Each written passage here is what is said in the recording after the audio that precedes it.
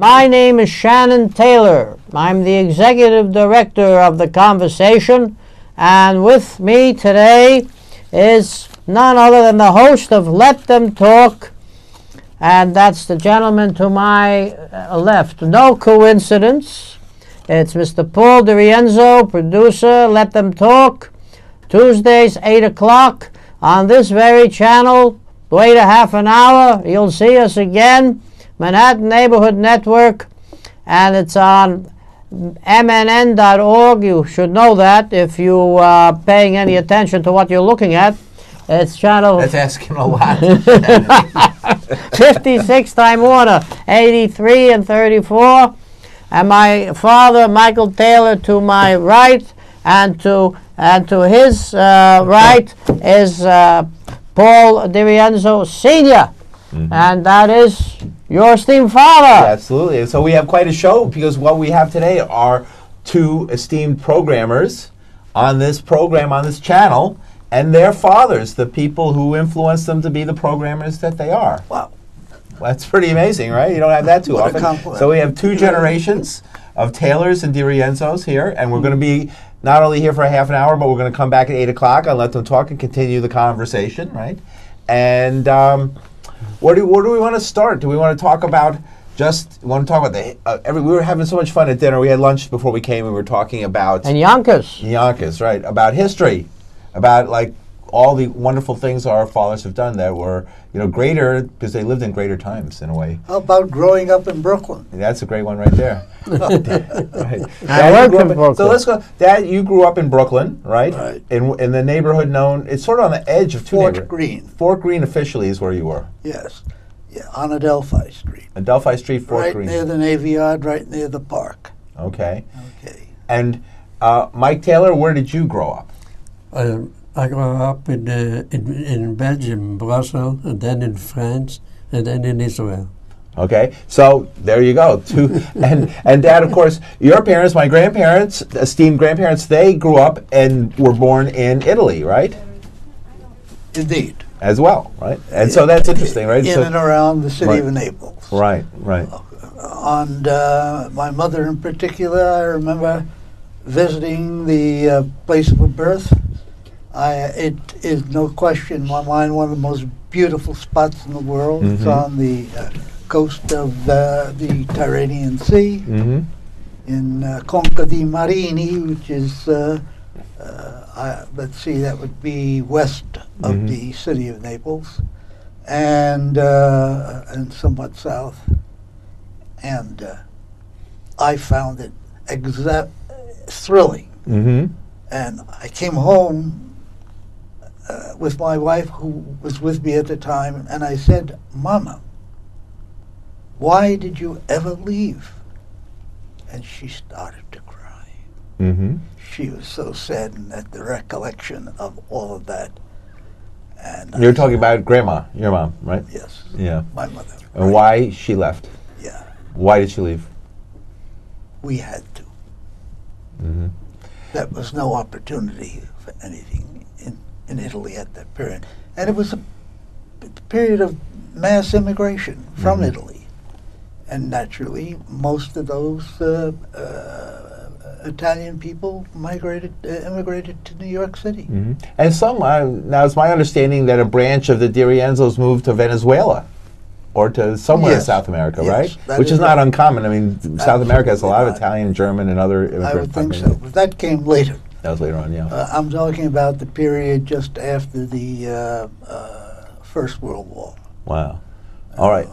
Mike Taylor, I'm going to ask the same question, right? Because it's where you grew up and how you got to America. How did you get to the United States? Well, first of all, it's yes. the exact opposite. Right, I know. That's why. That's the exact opposite. He couldn't wait to leave. Right. And they tried to keep him there in concentration camps and barbed wire.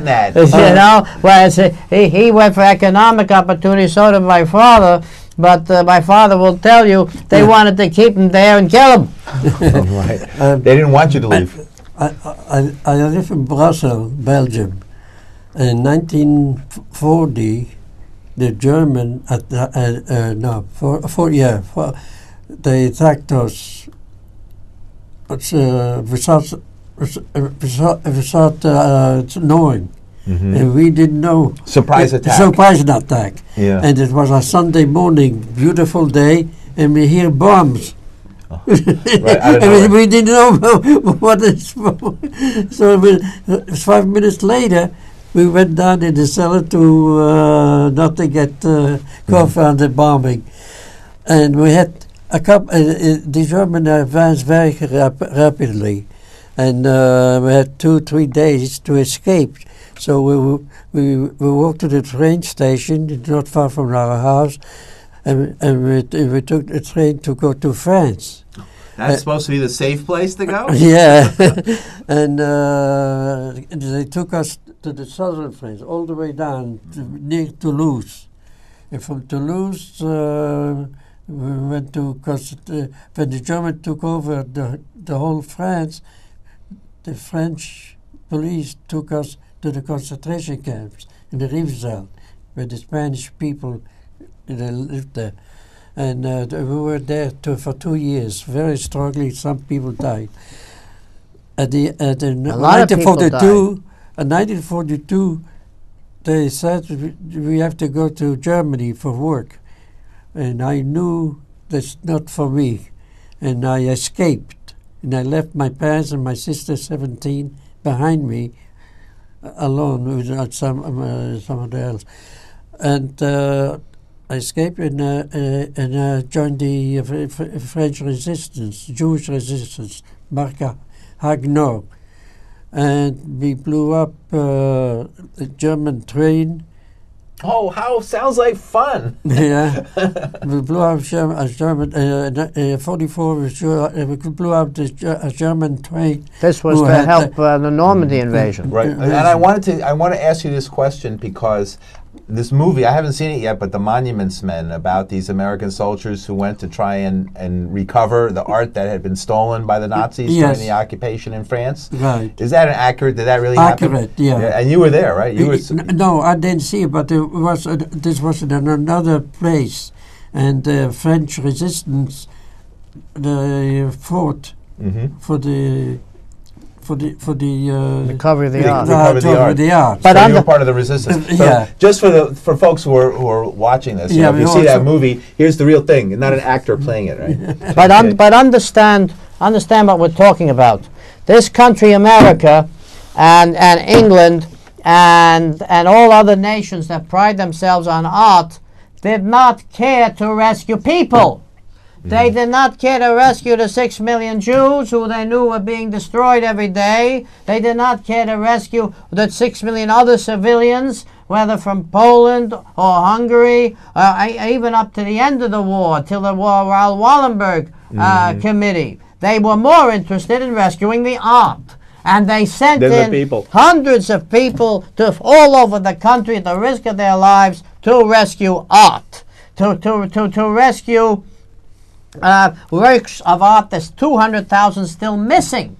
And they risked their lives, and they risked the lives of others, and many. Who got that art? You're such an expert on this. Who has 200,000 pieces of stolen art? Back to the countries that collaborated with the Nazis. All right. France that collaborated with. How do you think they got the art out of France, if not through Vichy France? They got it from Jews they killed, who the French turned over. They got it from the other people that they killed, who the French and the English, of course, were gone. They didn't get it from England. They had already betrayed them at Dunkirk. They got it from Holland and Belgium, who they destroyed, who also turned over their Jews. They didn't get it from Bulgaria, who they couldn't take anything from. They got it from Hungary when the king decided he's not going to support them anymore. They took it from Austria that they made an Anschluss with, and they took it from their pals, and they took some from Spain, but not too much because Franco had been supported by Hitler. So they took it from Central Europe. They took it from the countries they occupied, but those countries were more interested in turning Jews over to Hitler than they were in keeping their art.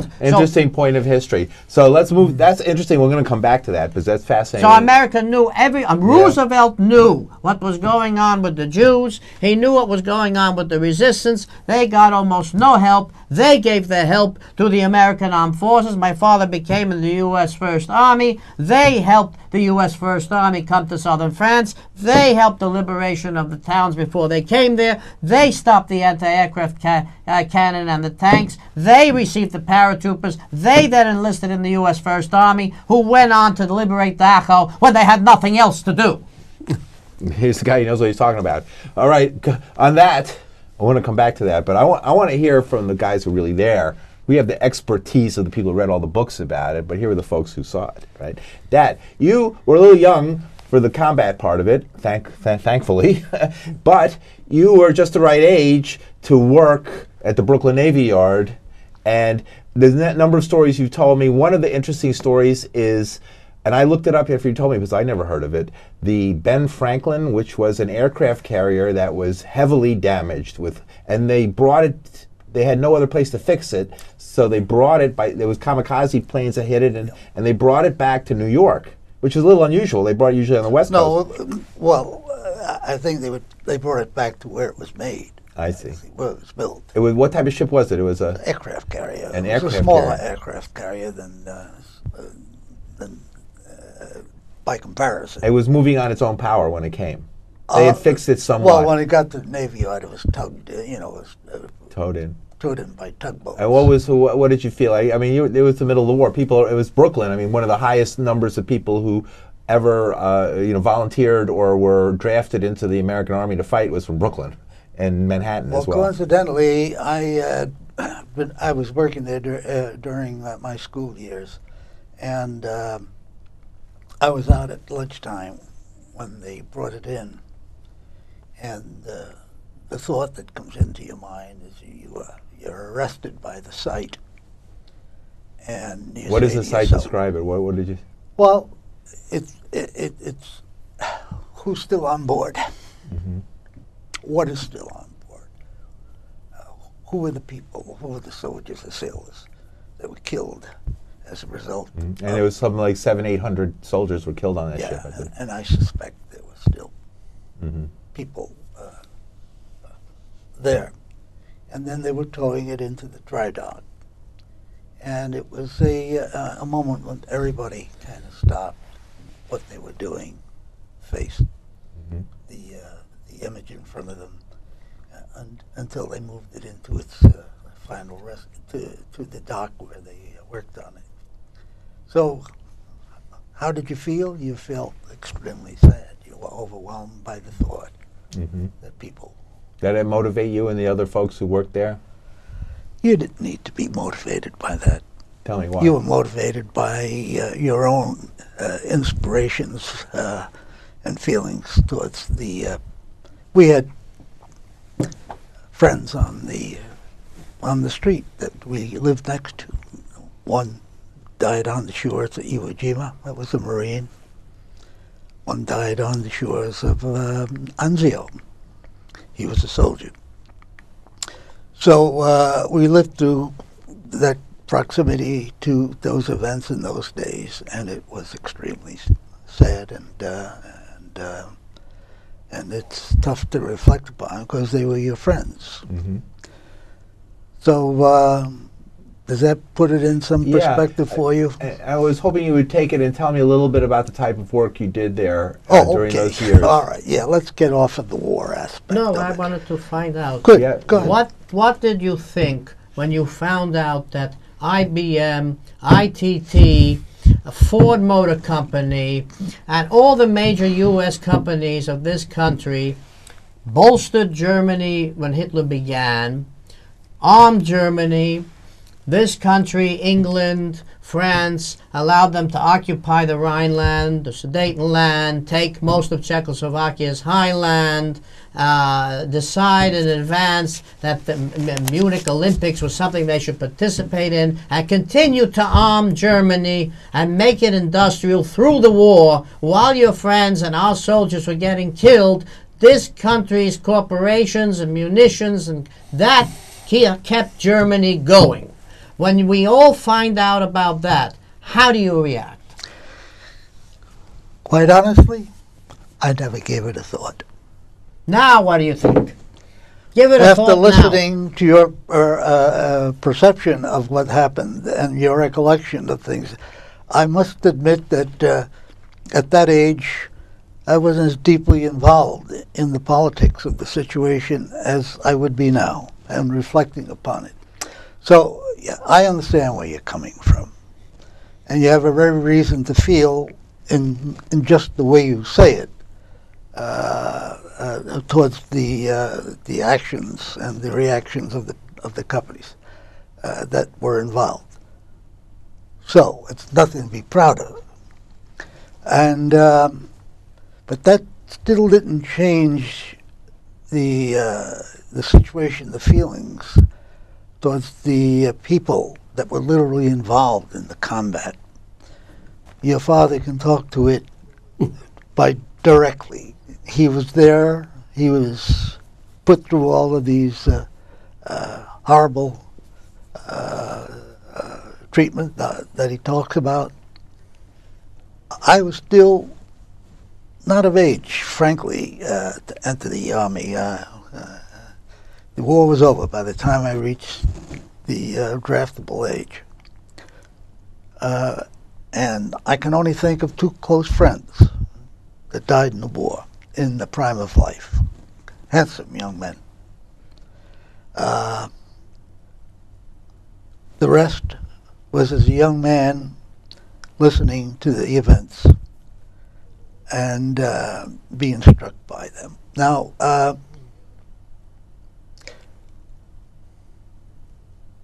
it's tough to express the feelings of that time because of the immaturity. As an older person now, you say, what a horrible waste, what a horrible way to treat people, and all of that. And but I don't know what to do about it. What is it that we can do to change the thinking of people, the manner of behavior, even today? I mean, you see what's going on in the world. You see what's going on in Africa, in Egypt, and places like that. It's no different, is it, in a way, for the people that live we're there? right back in the 30s. Right. And indeed, so how do we get out of it now? We do a lot more talking to one another as countries. That's the purpose of our organization. Yeah, than we did in the old days. I think there is a lesson of history that's been learned that really isn't too long ago. And we've It's unlearned still it. fresh in our memory. And the current generation wants to not learn it. Yeah.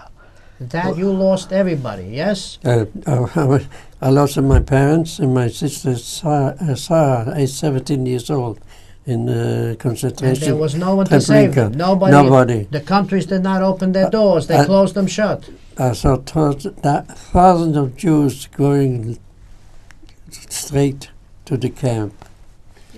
And your friends fighting, all shot. All shot, mostly. Yeah. What's the secret? How did you survive it?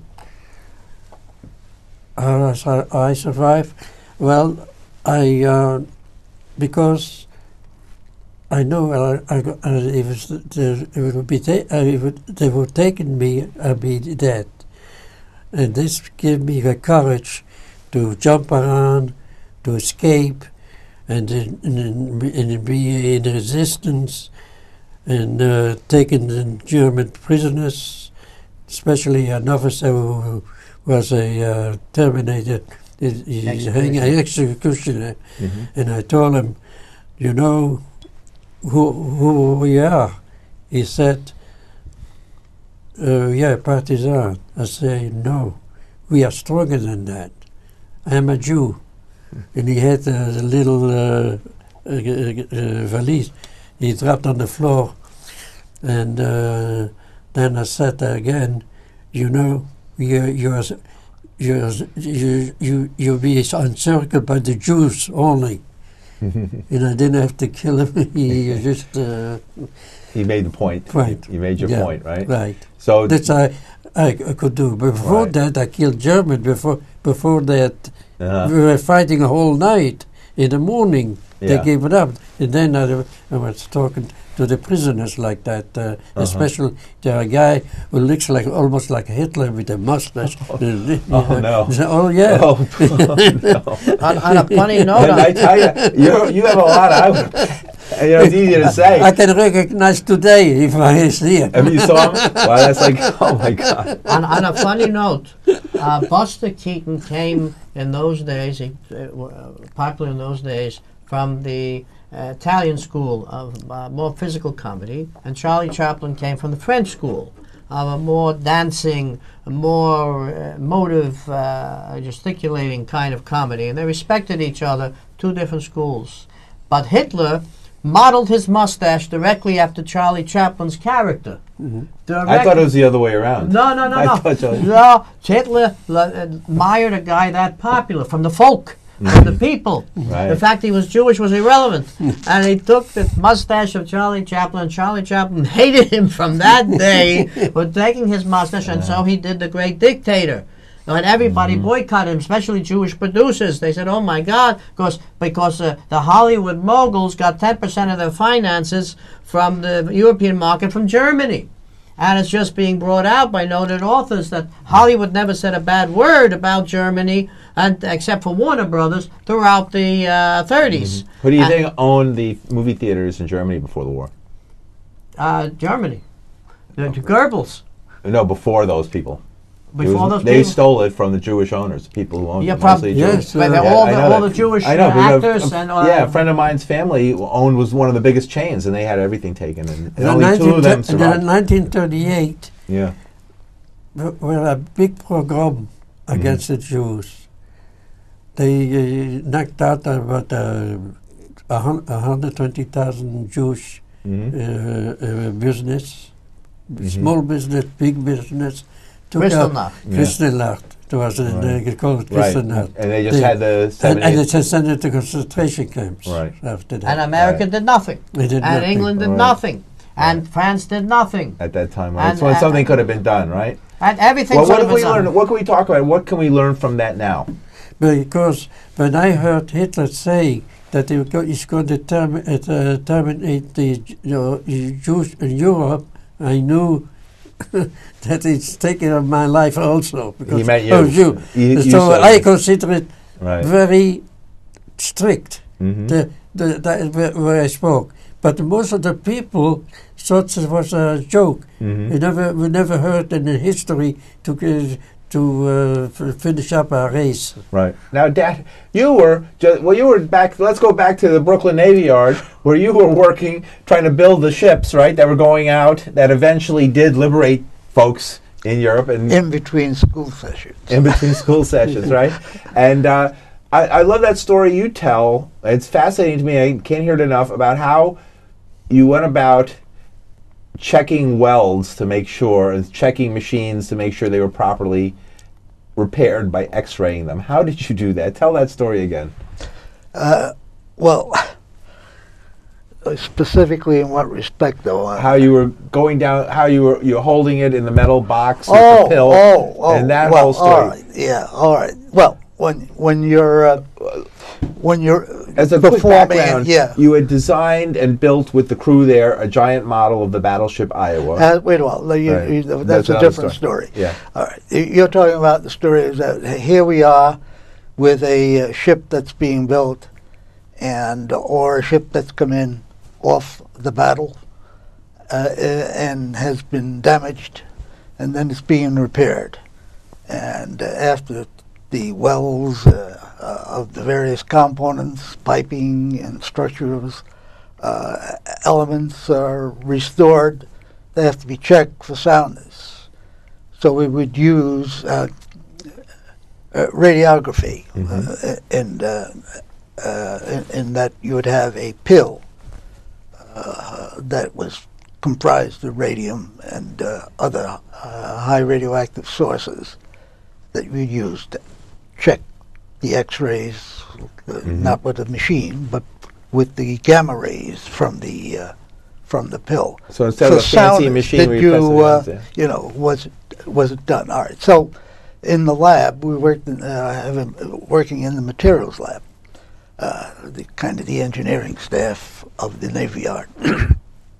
we would be required to do the radiography on the welding of the components, like a pump. All right, was it restored? Was welded? Now, how sound was the weld? We'd have to go in and radiograph it. And it sometimes got a little hairy, because if you were on a destroyer, you didn't have much room down in the hull where the components were located, and you'd have to go down steps, and you have the box, and you open the box, which is a box about that big, about a foot cubed around, and you open it, all lead inside except for a small hole that contained the, just big enough to contain the capsule. And it was covered with a steel cover over the radium, and you would have to pick it up with a electromagnet, which was provided by a battery cells. Okay, and then place it in a cup, usually made of a little paper or cardboard, and then you'd have a piece of film on the other side of the thing. Of the component and the portion that had to be X-rayed for soundness. And how would you time how long to? You would run out of there as soon as you could. You would run, right? Up those steps. God forbid you drop the in that whole process of X-raying. Well, what do they tell you? What did the boss say? If you drop this into the bilge of the ship in the bottom, forget about it. That would be a real problem. All right. So one, you would have to be careful, and yet you know that you didn't want to stay too long. This is what science fiction movies are all about. Yeah. But before they had this is when the process was relatively new. Yeah. Now they would have machines, and they would have robotic arm or something like that. Yes, and on a cable that would take the capsule out of the box after you opened it, and move it to the location and drop it in the cup that holds it while it's radiographing. Not by hand. No, remotely. Right. But you'd be protected somewhat. Right. And running out of there as fast as you can, right? Right. You didn't have to be convinced of that. Right. No. How important were the ships? The planes? Every ship was important. So if you destroyed the Bismarck, when they say that we destroyed the we only have half a minute. We're going to pick up this conversation. How important were the ships to be destroyed on either side? In what context? And whether British got the ships destroyed by submarines, and then we destroyed the submarines, and meanwhile they attacked the American convoys. Were these major acts, and we had to save every ship that we could? Well, if you mean it from a military point of view. I haven't the faintest idea from a military Well, point anyway, of view. I want to thank you all for coming, and we'll come back.